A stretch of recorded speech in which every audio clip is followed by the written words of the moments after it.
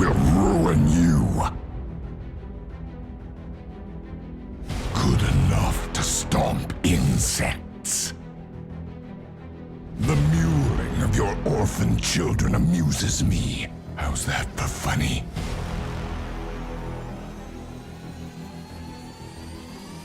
Thought it was Kiana there. How did he get there again? My god, he's running TP. Tilterella is such a fucking spastic. Dude, is he running to my raptors now? There's no way that this psychopath is running to my raptors now. Oh, bullshit. Like, people flame it, but this support shit he's been doing is, like, not remotely bad. Joy that you can get from also getting these griefers banned. So last week was my birthday and Riot gave me the ultimate gift. After 10 years of grinding the streets of solo queue, Riot finally gave me my first 14-day ban. Yep, Riot banned me. And by the end of this video, I'm going to show you that the ban was completely unjustified. Plus, I'm of the opinion that Riot even changed the reason for the ban to save face. And yes, you did hear me correctly, I have been playing League of Legends for over 10 years now. You're probably wondering why, and also how the hell I still enjoy playing it. The answer is quite simple. I love competing, and I love money. And if you love those things too, then you're going to love the sponsor of today's video, Z-League. Z-League is a place where you can compete in casual tournaments whenever you want, for free or for money. And if you're worried about being outskilled by challenger players, Z-League can place you in custom divisions so that you can play against players near your skill level. So even if you're a bronze player, you can still have fun as well. And with a bunch of tournaments catered for norms, ranked, and even ARAM players, there's really no downside. If you want to spice up your league experience and even win some cash and credit prizes, simply sign up with my link in the description and you'll get 500 free bonus credits. Thank you to Z-League for sponsoring today's video, and now let's show you how I got banned. This all started a little over 3 weeks ago when I released the video how to actually get griefers banned. In this video, I went over how I've been getting players who target me banned by submitting tickets manually via the website. As kind of expected, both by me and some of you guys, the same griefers are obviously going to use the ticket system against me. Maybe if I ticket Tilterella, he'll get banned. So ticket Tilterella.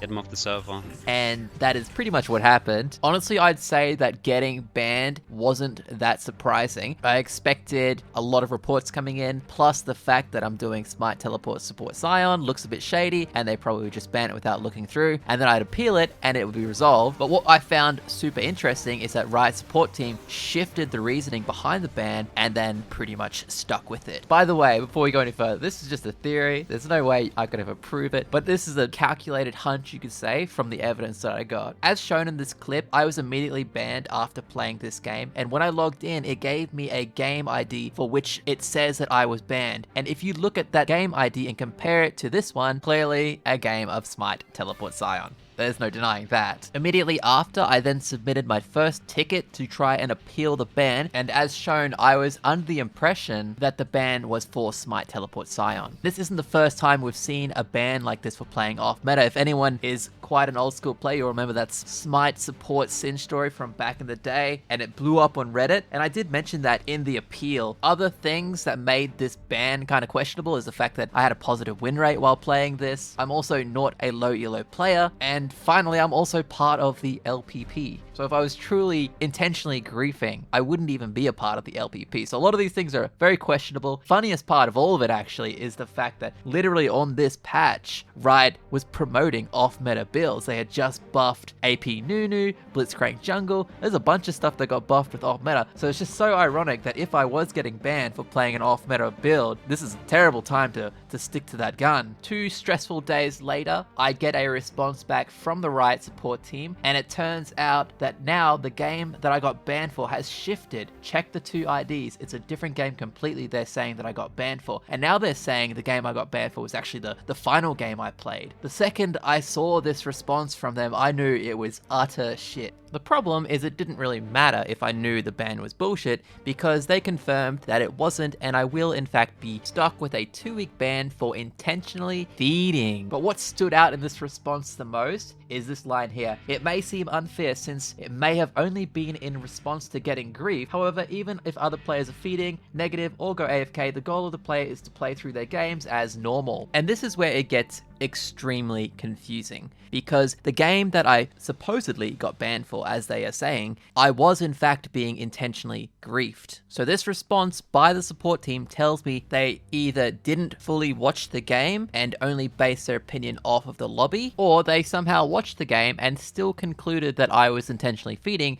which we're going to watch it now, and I'm certain none of you will have that opinion. So what actually occurred is I entered this lobby and my ADC was refusing to play with Smite Teleport Scion support. It was basically because he didn't want me to be roaming around and he didn't want to be left in a 2v1 lane. But I was trying my best to give him some confidence. So as you can see, I'm telling him that I'll change the playstyle and I'll come back to lane sooner this time. Like, I was aware that he was upset, so I was going to change the goal. I would have done my cheese, immediately sold the item and come back to lane, which is a viable method of the strategy. Despite my efforts, he still decided to try and make the lobby dodge, I assume is what he was doing. He picked Yuumi ADC with Smite, so I ended up just swapping my runes over to standard Scion because our best shot at winning then would be to have a solid bot laner that can 2v1 while the Yuumi roams with our jungler. That's what I was thinking, and that's how I went through with this game. This is proven by the fact that as soon as this is starting it, you can see me typing out my logic. I am literally telling him, just go onto the Eve and I'll be 2v1 fine. It's no problem.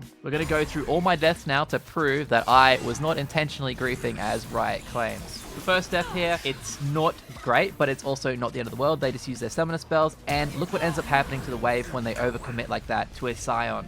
So even though I died, I managed to get back to lane, we get the wave reset, and then it bounces back, and we can then use this bounce back to zone them off of everything. I end up getting a farm lead through that first blood. Unfortunately, the Yuumi dies and leaves me in a 3v1 situation with the Rek'Sai. Nothing can be done here about this death. At this point, Yuumi has now permanently decided to go onto the Eve, which I think is a great call considering the dynamic of the lane. Plus, I'd much rather get solo experience anyway. I see the Eve is dying and I walk in range to save the Yuumi. Definitely not an inting type of player, I would assume you would think. And it's then at this point that the Zed starts begging for a forfeit. But as anyone knows who's from the OC server, I do not forfeit no matter what, pretty much. Like, I'll try till the very end, which is, I tell him that I'm not forfeiting and he should deal with it. The truth is, if you don't tell him that you're not forfeiting, then he's going to muck around intentionally trying to make the game end sooner until he realizes you actually meant it, and then he knows he's stuck, so he may as well try. But you can avoid that situation by just being firm about not forfeiting. So that means they try the whole way through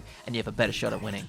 He takes this personally and says that he went into my stream and I look ugly. I thought it's a pretty random way to get me to try and forfeit, but okay, if you say so. Zed then retaliates by saying that he's going to report me for inting, and I mentioned that really the only inter in this game is Yuumi, and even Yuumi isn't technically inting. She did int in the lobby and held it hostage, but even now she's not running it down per se, although it should still be classed as inting by refusing to play ADC and picking Smite on Yuumi with Flash, obviously. There's only one questionable death in this game, and it's the one that's coming up, but even this death I was CC chained. Also, it's pretty clear that my team had no interest in helping.